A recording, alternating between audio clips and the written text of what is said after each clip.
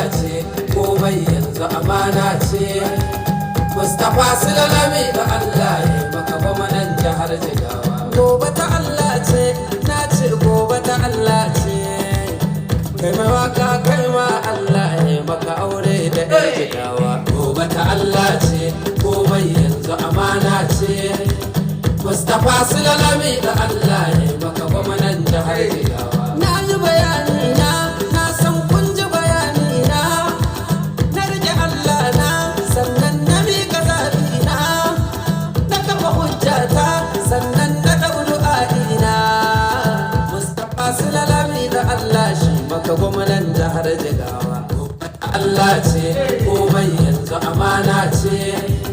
Mustapha Sulalami da Allah ya maka gwamnan jihar Jigawa. Masu kiɗa burjik su ma masu rawa burjik mai kuɗi na